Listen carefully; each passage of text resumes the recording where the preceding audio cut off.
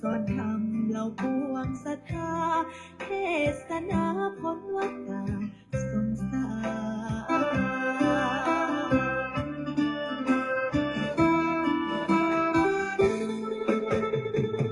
จอมราชันองค์มหาวชิราลงกรณ์ผู้ทรงเป็นนิ่งมาหิสอนคุณบอนคุ้มครอบเหตุพันในวโรกาสราชาพิเศษทะเลิงทวันสร้างอารามงดงามตระการถวายองค์ท่านเป็นราชกุศล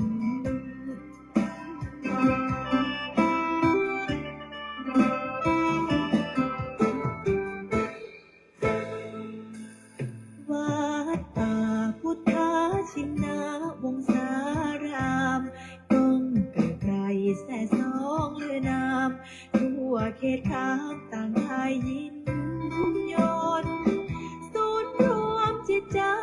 สุดเลื่อมใสในดวงกมลของศรัทธาเหล่าสาธุชนสุขเลิศล้นบ่มีใดปาน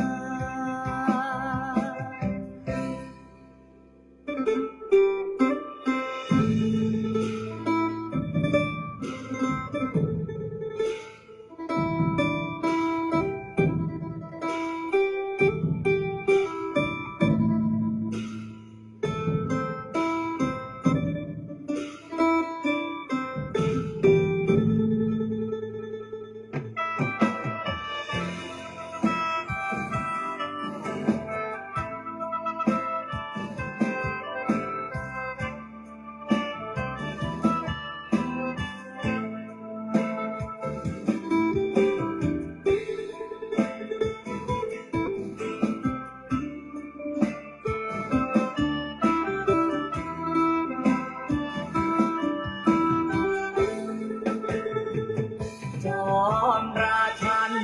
องค์มหาวชิราลงกรณ์ผู้ทรงเป็นนิ่งมาหิสอนคุณบอนคุ้มครอบเหตุพันในวโรกาสราชาพิเศษทะเลิงทวันจึงสร้างอารามงดงามตระการถวายองค์ท่านเป็นราชกุศล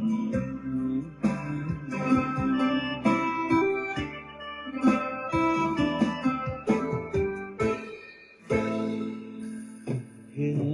การอันมงคลของชนสังวรขอวันพาประนุษน้อมก่อนกราบวิงวอนอ้อนอธิษฐานพระบารมีรุ่งเรืองสีนั้นจงบันดาลสิ่งศักดิ์สิทธิ์ทั่วถิ่นสถานโปรดช่วยประทานโลกนั้นร่มเย็น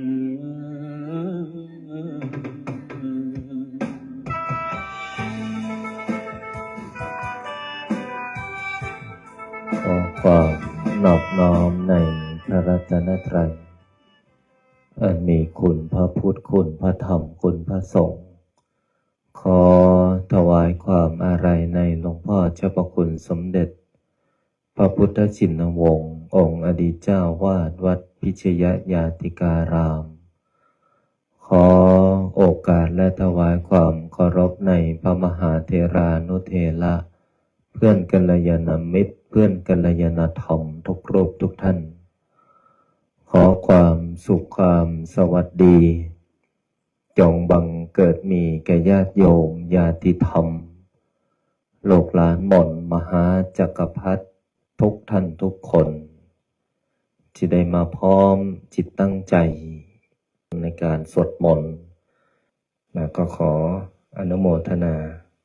เอาละต่อจากนี้ขอให้พวกเราพร้อมจิตตั้งใจสวดมนต์ในวันนี้ได้พร้อมเพียงกันพุทธังชีวิตังเมปุเชมิธัมมัง ชีวิตังเมปุญเชมิสังฆังชีวิตังเมปุญเชมิพุทธังวันทามิธัมมังวันทามิสังฆังวันทามิคูปัญชาอาจาริย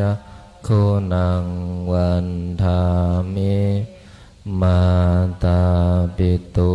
คุณังวันทามิภาไตรสิกขาคุณังวันทามินะโมตัสสะภะคะวะโตอะระหะโตสัมมาสัมพุทธัสสะนะโมตัสสะภะคะวะโตอะระหะโตสัมมาสัมพุทธัสสะนะโมตัสสะภะคะวะโตอะระหะโตสัมมาสัมพุทธัสสะพุทธังสรณังคัจฉามิธัมมังสรณังคัจฉามิสังฆังสรณังคัจฉามิทุ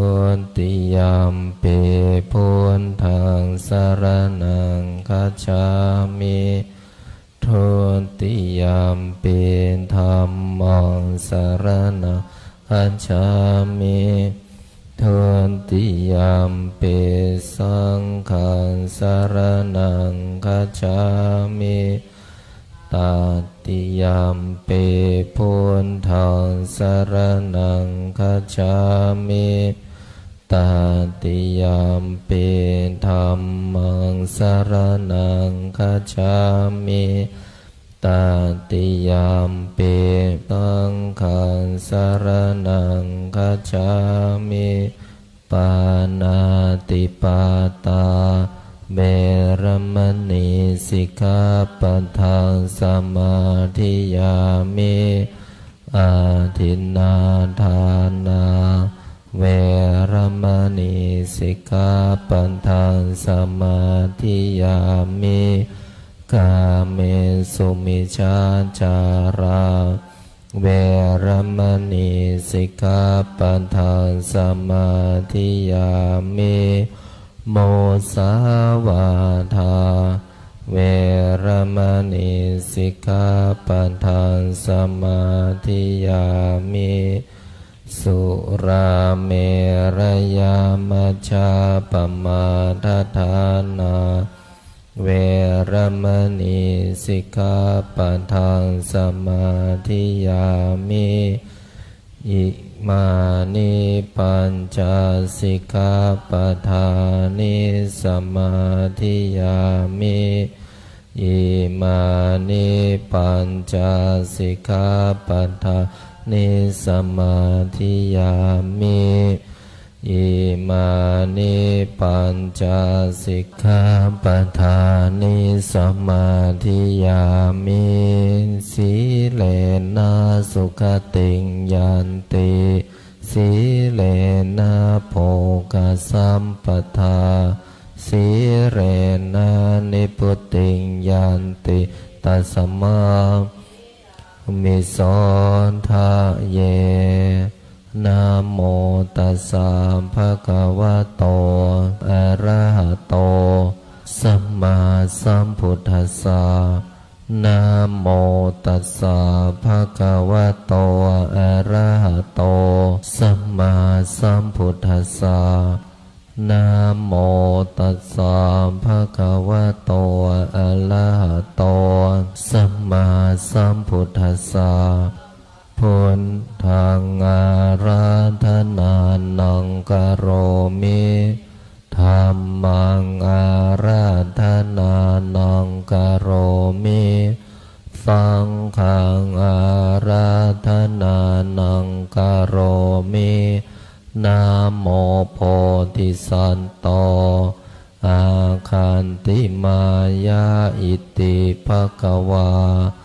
นะโมโพธิสัตว์โตอาคันติมายาอิติภควานะโมโพธิสัตว์โตอาคันติมายาอิติภควานะโมโพธิสัตว์โตพรหมปัญโยนะโมโพธิสัตว์โตพรหมปัญโยนะโมโพธิสัตว์โตพรหมปัญโยโยโทโสโมหะจิตเตนาภูนทสมิงปาปะกะโตมายากามะทะเม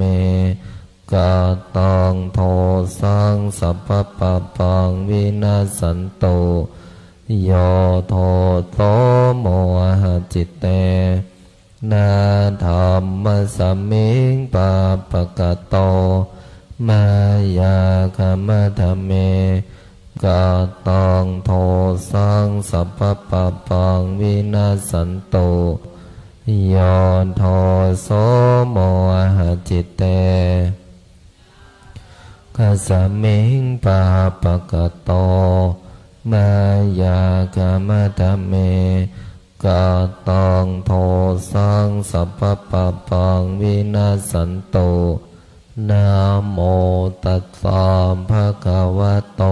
อะระหะโตสัมมาสัมพุทธัสสะนะโมตัสสะภะคะวะโตอะระหะโตสัมมาสัมพุทธัสสะนะโมตัสสะภะคะวะโตอะระหะโตสัมมาสัมพุทธัสสะนะโมพุทธายะพระพุทธไตรรัตนญาณมณีโนภาลันสิสหัสสะสุธรรมาพุทโธธรรมโมสังโฆยะถาพุทโมนาพุทธบูชาธรรมบูชาสังฆบูชาอาคิทานังวารังคันทังสิวารินจมหาเทลังอาหังวันทามิทุระโตอาหังวันทามิธาตุโยอาหังวันทามิสัพพะโตพุทธานธรรม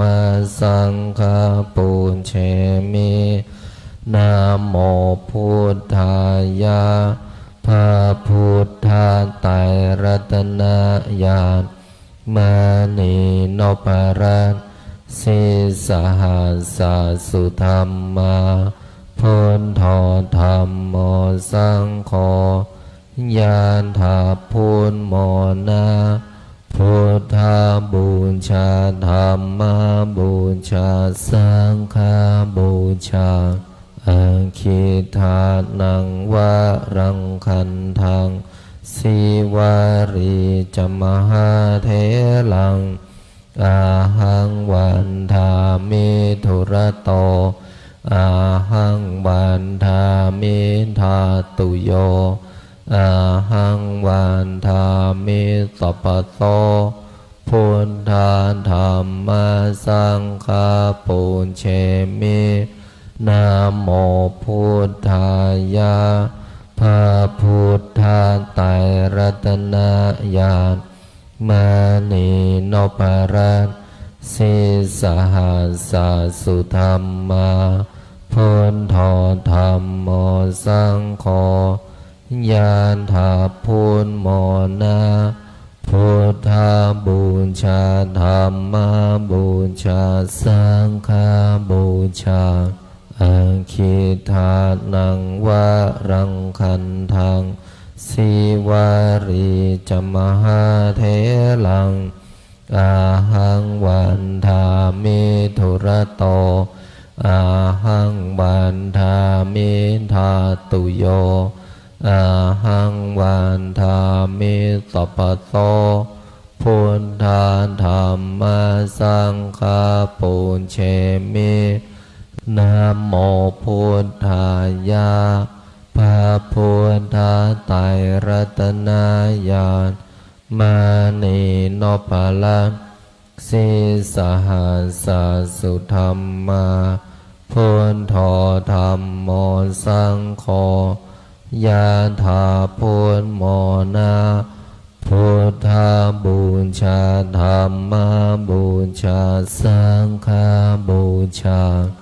อาคิทานังวารังคันทังสิวาริจมหาเถลังอาหังวันทามิทุระโตอาหังวันทามิธาตุโยอาหังวันทามิสัพพโส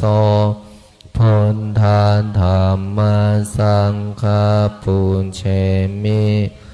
นะโมพุทธายะพระพุทธไตรรัตนญาณมานีนพรัตน์สิสหัสสุธรรมาพุทโธธรรมโมสังโฆยะถาพุทโมนาพุทธาบูชาธรรมบูชาสังฆบูชาอาคิทานังวารังคันทังสิวาริจมหาเถลังอาหังวันทามิทุระโตอาหังวันทามิธาตุโยอาหังวันทามิสัพพโสพุทธาธรรมสังฆาปุญเชมินะโมพุทธายะพระพุทธไตรรัตนญาณมานีนพลังสิสหัสสุธรรมาพุทโธธรรมโมสังโฆยะถาพุทโมนาพุทธาบูชาธรรมบูชาสังฆบูชาอาคิทานังวารังคันทังสิวาริจมหาเถลังอาหังวันทามิทุระโตอาหังวันทามิธาตุโยอาหังวันทามิสัพพโสพุทธาธรรมสังฆาปุญเชมินะโมพุทธายะพระพุทธไตรรัตนญาณมานีนพลังสิสหัสสุธรรมาพุทโธธรรมโมสังโฆยะถาพุทโมนาพุทธาบูชาธรรมบูชาสังฆบูชาอาคิทานังวารังคันทังสิวาริจมหาเถลังอาหังวันทามิทุระโตอาหังวันทามิธาตุโยอาหังวันทามิสัพพโสพุทธาธรรมสังฆาปุญเชมินะโมพุทธายะพระพุทธไตรรัตนญาณมานีนพลังสิสหัสสุธรรมาพุทโธธรรมโมสังโฆยะถาพุทโมนาพุทธาบูชาธรรมบูชาสังฆบูชาอาคิทานังวารังคันทังสิวาริจมหาเถลังอาหังวันทามิทุระโตอาหังวันทามิธาตุโย อาหังวันทามิสัพพโสพุทธาธัมมาสังฆาปุญเชมินะโมพุทธายะพระพุทธไตรรัตนญาณมานีโนปะละสิสหัสสุธรรมาพุทโธธัมโมสังโฆยะถาพุทโมนาพุทธาบูชาธัมมาบูชาสังฆาบูชาอาคิทานังวารังคันทังสิวาริจมหาเถลังอาหังวันทามิตุระโตอาหังวันทามิธาตุโยอาหังวันทามิสัพพโสพุทธาธัมมาสังฆาปุญเชมินะโมพุทธายะพระพุทธไตรรัตนญาณมานีโนปะละสิสหัสสุธรรมาพุทโธธัมโมสังโฆยะถาพุทโมนาพุทธาบูชาธัมมาบูชาสังฆาบูชาอาคิทานังวารังคันทังสิวาริจมหาเถลังอาหังวันทามิตุระโตอาหังวันทามิธาตุโยอาหังวันทามิสัพพโสพุทธาธัมมาสังฆาปุญเชมินะโมพุทธายะพระพุทธไตรรัตนญาณมานีโนปะละสิสหัสสุธรรมาพุทโธธัมโมสังโฆยะถาพุทโมนาพุทธาบูชาธัมมาบูชาสังฆาบูชาอาคิทานังวารังคันทังสิวาริจมหาเถลังอาหังวันทามิตุระโตอาหังวันทามิธาตุโยอาหังวันทามิสัพพโสพุทธาธัมมาสังฆาปุญเชมิ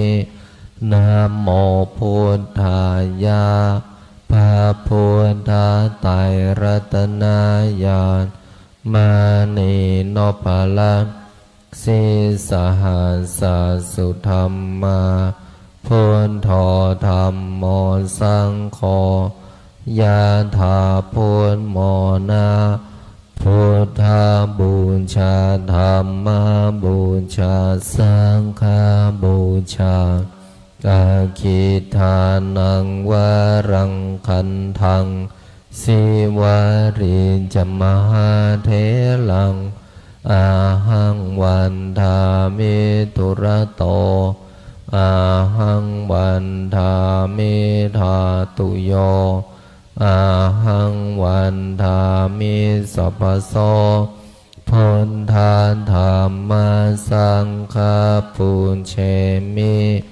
นะโมพุทธายะพระพุทธไตรรัตนญาณมานีโนปะละสิสหัสสุธรรมาพุทโธธัมโมสังโฆยะถาพุทโมนาพุทธาบูชาธัมมาบูชาสังฆาบูชาอาคิทานังวารังคันทังสิวาริจมหาเถลังอาหังวันทามิตุระโตอาหังวันทามิธาตุโย อาหังวันทามิสัพพโสพุทธาธัมมาสังฆาปุญเชมินะโมพุทธายะพระพุทธไตรรัตนญาณมานีโนปะละสิสหัสสะสุธรรมาพุทโธธัมโมสังโฆยะถาพุทโมนาพุทธาบูชาธัมมาบูชาสังฆาบูชาอาคิทานังวารังคันทังสิวาริจมหาเถลังอาหังวันทามิตุระโตอาหังวันทามิธาตุโยอาหังวันทามิสัพพโสพุทธาธัมมาสังฆาปุญเชมินะโมพุทธายะพระพุทธไตรรัตนญาณมานีโนปะละสิสหัสสะสุธรรมาพุทโธธัมโมสังโฆยะถาพุทโมนาพุทธาบูชาธัมมาบูชาสังฆาบูชาอาคิทานังวารังคันทังสิวาริจมหาเถลังอาหังวันทามิตุระโตอาหังวันทามิธาตุโยอาหังวันทามิสัพพโสพุทธาธัมมาสังฆาปุญเชมินะโมพุทธายะพระพุทธไตรรัตนญาณมานีโนปะละสิสหัสสะสุธรรมาพุทโธธัมโมสังโฆยะถาพุทโมนาพุทธาบูชาธัมมาบูชาสังฆาบูชาอาคิทานังวารังคันทังสิวาริจมหาเถลังอาหังวันทามิตุระโตอาหังวันทามิธาตุโยอาหังวันทามิสัพพโสพุทธาธัมมาสังฆาปุญเชมินะโมพุทธายะพระพุทธไตรรัตนญาณมานีโนปะละสิสหัสสะสุธรรมาพุทโธธัมโมสังโฆยะถาพุทโมนาพุทธาบูชาธัมมาบูชาสังฆาบูชาอาคิทานังวารังคันทังสิวาริจมหาเถลังอาหังวันทามิตุระโตอาหังวันทามิธาตุโยอาหังวันทามิสัพพโสพุทธาธัมมาสังฆาปุญเชมินะโมพุทธายะพระพุทธไตรรัตนญาณมานีโนปะละสิสหัสสะสุธรรมาพุทโธธัมโมสังโฆยะถาพุทโมนาพุทธาบูชาธัมมาบูชาสังฆาบูชาอาคิทานังวารังคันทังสิวาริจมหาเถลังอาหังวันทามิตุระโตอาหังวันทามิธาตุโย อาหังวันทามิสัพพโสพุทธาธัมมาสังฆาปุญเชมินะโมพุทธายะพระพุทธไตรรัตนญาณมณีโนภาลันสิสหัสสสุธรรมาพุทโธธรรมโมสังโฆยานถาพุทโมนาพุทธาบูชาธรรมบูชาสังฆบูชาอาคิทานังวารังคันทังสิวารินจมหาเถลังอาหังวันทามิทุระโตอาหังวันทามิธาตุโยอาหังวันทามิสัพพโสพุทธาธัมมาสังฆาปุญเชมินะโมพุทธายะพระพุทธไตรรัตนญาณมณีโนภารันสิสหัสสสุธรรมาพุทโธธรรมโมสังโฆยานถาพุทโมนาพุทธาบูชาธรรมบูชาสังฆบูชาอาคิทานังวารังคันทัง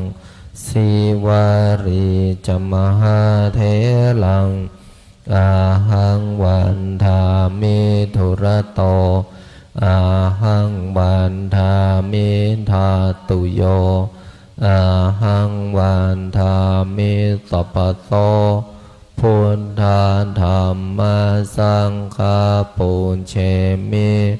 นะโมพุทธายะพระพุทธไตรรัตนญาณมณีโนภารันสิสหัสสสุธรรมาพุทโธธรรมโมสังโฆ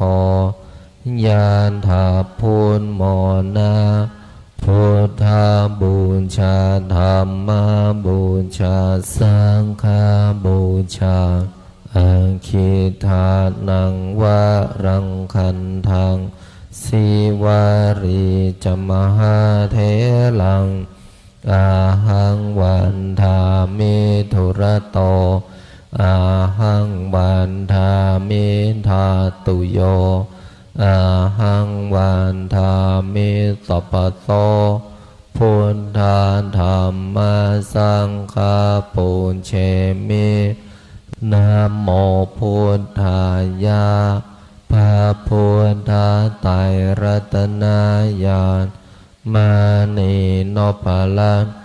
สิสหัสสสุธรรมาพุทโธธรรมโมสังโฆยาถาพุทโมนาพุทธาบูชาธรรมบูชาสังฆบูชาอาคิทานังวารังคันทังสิวาริจมหาเถลังอาหังวันทามิทุระโตอาหังวันทามิธาตุโยอาหังวันทามิสัพพโสพุทธาธัมมาสังฆาปุญเชมินะโมพุทธายะพระพุทธไตรรัตนญาณมณีโนภารันสิสหัสสสุธรรมาพุทโธธรรมโมสังโฆยานถาพุทโมนาพุทธาบูชาธรรมบูชาสังฆบูชาอาคิทานังวารังคันทังสิวาริจมหาเถลังอาหังวันทามิทุระโตอาหังวันทามิธาตุโยอาหังวันทา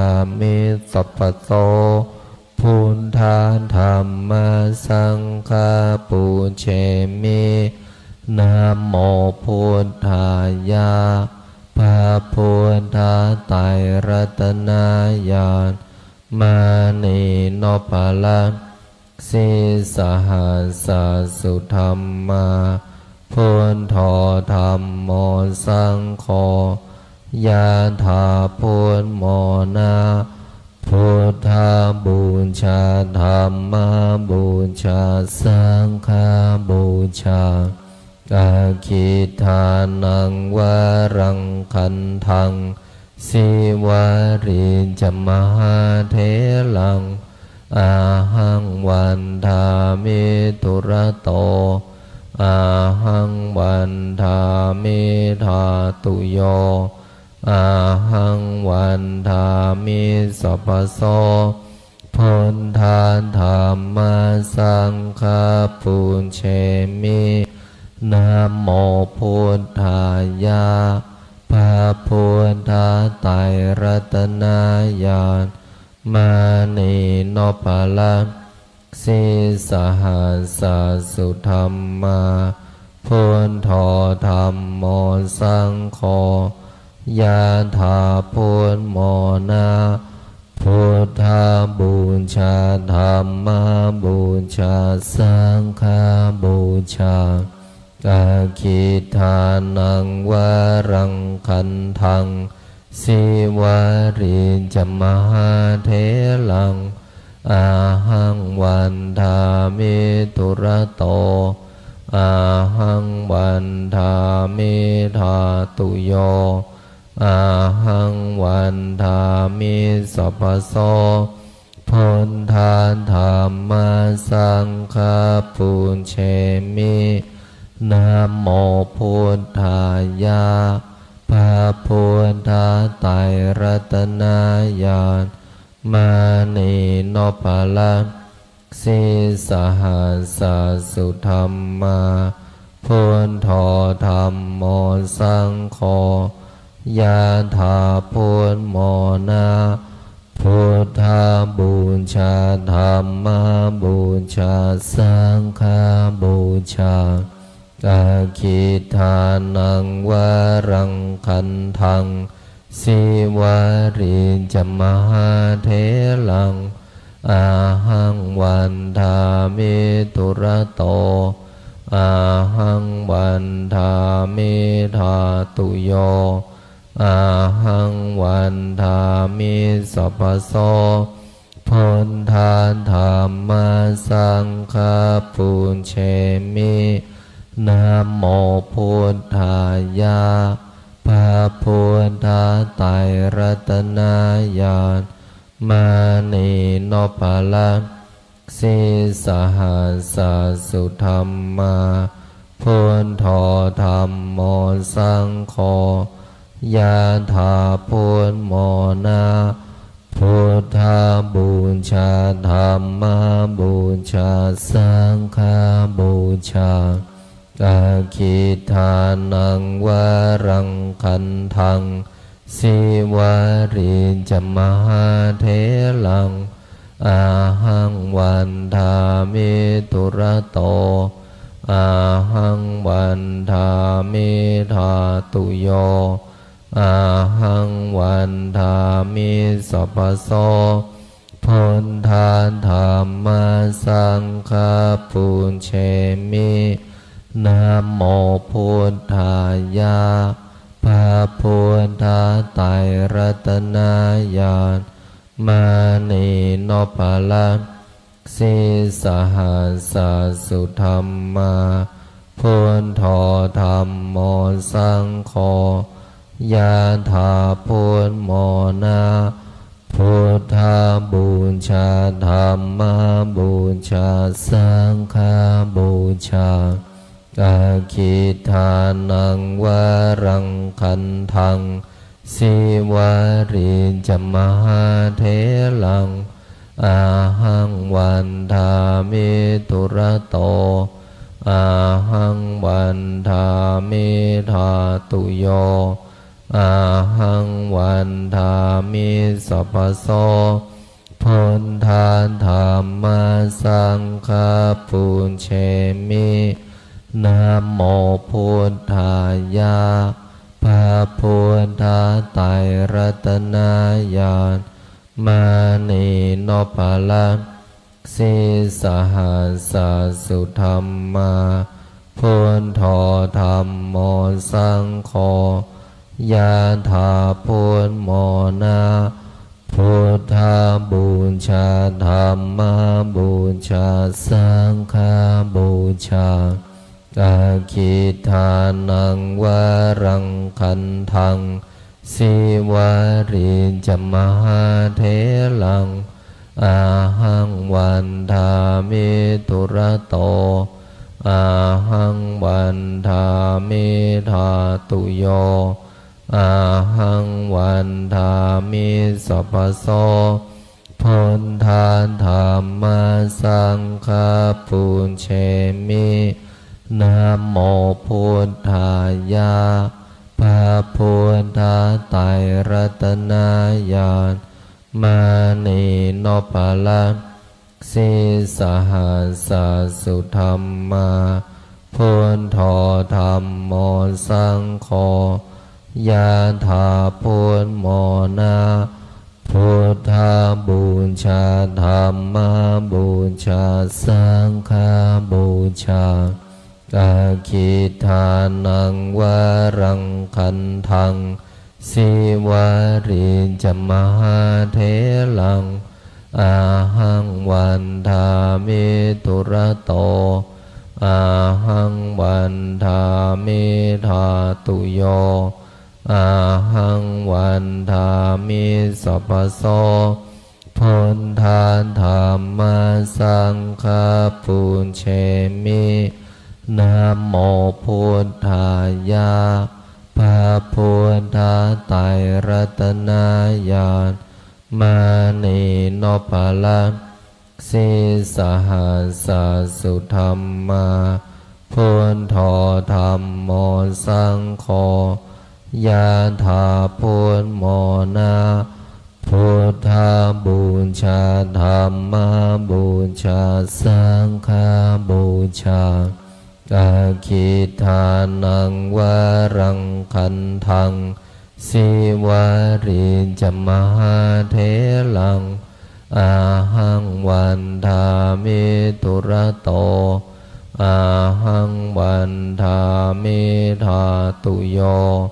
อาหังวันทามิสัพพโสพุทธาธัมมาสังฆาปุญเชมินะโมพุทธายะพระพุทธไตรรัตนญาณมานีโนภลังสิสหัสสสุธรรมาพุทโธธัมโมสังโฆยะถาพุทโมนาพุทธาบูชาธัมมาบูชาสังฆาบูชาอาคิทานังวารังคันทังสิวาริจมหาเถลังอาหังวันทามิตุระโตอาหังวันทามิธาตุโยอาหังวันทามิสัพพโสพุทธาธัมมาสังฆาปุญเชมินะโมพุทธายะพระพุทธไตรรัตนญาณมานีโนภลังสิสหัสสสุธรรมาพุทโธธัมโมสังโฆยะถาพุทโมนาพุทธาบูชาธัมมาบูชาสังฆาบูชาอาคิทานังวารังคันทังสิวาริจมหาเถลังอาหังวันทามิตุระโตอาหังวันทามิธาตุโยอาหังวันทามิสัพพโส พุ พุทธาธัมมาสังฆาปุญเชมินะโมพุทธายะพระพุทธไตรรัตนญาณมานีโนภลังสิสหัสสะสุธรรมาพุทโธธัมโมสังโฆยะถาพุทโมนาพุทธาบูชาธัมมาบูชาสังฆาบูชาอาคิทานังวารังคันทังสิวาริจมหาเถลังอาหังวันทามิตุระโตอาหังวันทามิธาตุโยอาหังวันทามิสัพพโสพุทธาธัมมาสังฆาปุญเชมินะโมพุทธายะพระพุทธไตรรัตนญาณมานีโนภลังสิสหัสสะสุธรรมาพุทโธธัมโมสังโฆยะถาพุทโมนาพุทธาบูชาธัมมาบูชาสังฆาบูชาอาคิทานังวารังคันทังสิวาริจมหาเถลังอาหังวันทามิตุระโตอาหังวันทามิธาตุโยอาหังวันทามิสัพพโส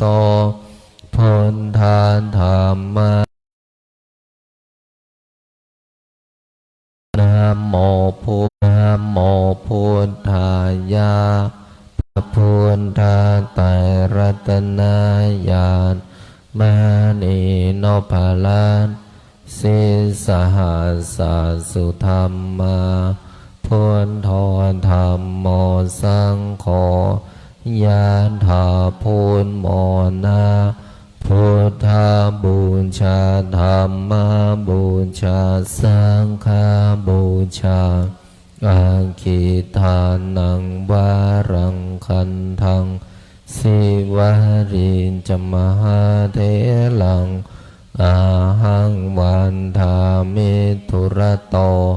อาหังวันทามิธาตุโยอาหังวันทามิสัพพโสพุทธาธัมมาสังฆาปุญเชมินะโมพุทธายะพระพุทธไตรรัตนญาณมานีโนภลังสิสหัสสะสุธรรมาพุทโธธัมโมสังโฆยะถาพุทโมนาพุทธาบูชาธัมมาบูชาสังฆาบูชาอาคิทานังวารังคันทังสิวาริจมหาเถลังอาหังวันทามิตุระโตอาหังวันทามิธาตุโยอาหังวันทามิสัพพโสพุทธาธัมมาสังฆาปุญเชมินะโมพุทธายะพระพุทธไตรรัตนญาณมานีโนภลังสิสหัสสะสุธรรมาพุทโธธัมโมสังโฆยะถาพุทโมนาพุทธาบูชาธัมมา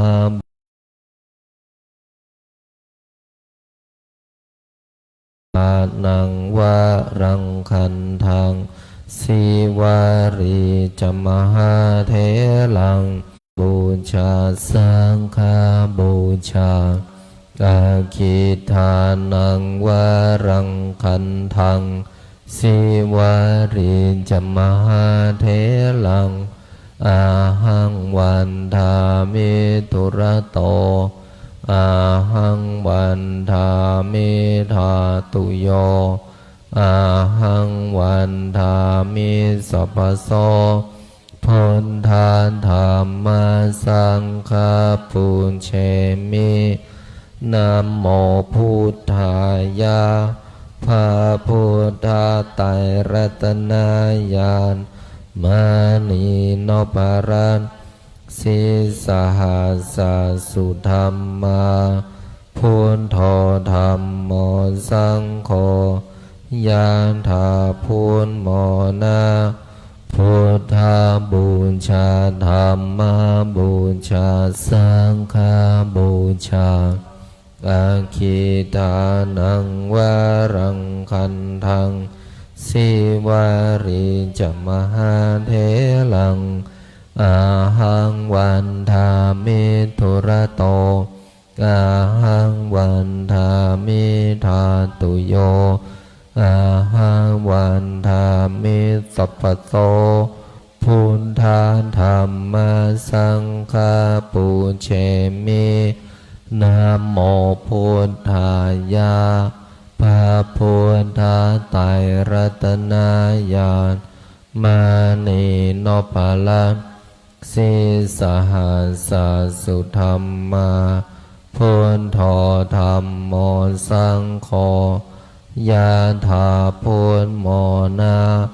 พุทธาบูชาธัมมาบูชาสังฆาบูชาอาคิทานังวารังคันทังสิวาริจมหาเถลังอาหังวันทามิทุระโตอาหังวันทามิธาตุโยอาหังวันทามิสัพพโสพุทธาธัมมาสังฆาปุญเชมินะโมพุทธายะพระพุทธไตรรัตนญาณมานีโนปาลันสิสหัสสสุธรรมาพุทโธธัมโมสังโฆยะถาพุทโมนาพุทธาบูชาธัมมาบูชาสังฆาบูชาอาคิทานังวารังคันทังสิวาริจมหาเถลังอาหังวันทามิทุระโตอาหังวันทามิธาตุโยอาหังวันทามิสัพพโสพุทธาธัมมาสังฆาปุญเชมิสัมเพพุทธาสัมเพธัมมาสัมเพสังฆาพลัมปันตาปัญเจกานันจะยังพรังอรหันตานันจะเตเชนาราคัมพันธามิสัมภาโสสัพเพพุทธาสัมเพธัมมาสัมเพสังฆาพระปันตาปัญเจกานันจะยังพรังอรหันตานันจะเตเชนาราคัมพันธามิสัมภาโสสัมเพพุทธาสัมเพธัมมาสัมเพสังฆาพ ละปันตาปัญเจกานันจะยังพรังอรหันตานันจะเตเชนารังคัมพันธามิสัมปัสโสพุทธังอธิฐามิธัมมังอธิฐามิสังฆังอธิฐามิขออำนาจบุญกุศลที่เกิดจากการสวดมนต์บทมหาจักรพรรดิบุญใดกุศลใดที่สำเร็จแล้วจงประสิทธิประทานพรให้ลูกหลานมนต์มหาจักรพรรดิทุกท่านทุกคนจงมีแต่ความสุขความเจริญนึกคิดทำปรารถนาสิ่งใดขอให้สิ่งนั้นพันสำเร็จสมความปรารถนาทุกประการอีกทั้งขอให้ทุกคนอย่าอดอย่าอยากอย่ายากอย่าจนให้มั่งให้มีให้ร่ำให้รวยมีเงินมีทองเหลือกินเหลือเก็บเหลือใช้มีสุขภาพร่างกายที่แข็งแรงมีอายุขัยที่ยืนยาวถึง100 ปีทุกท่านทุกคนเทินขออนุโมทนากราบลาพระรัตนตรัยได้พร้อมเพียงกัน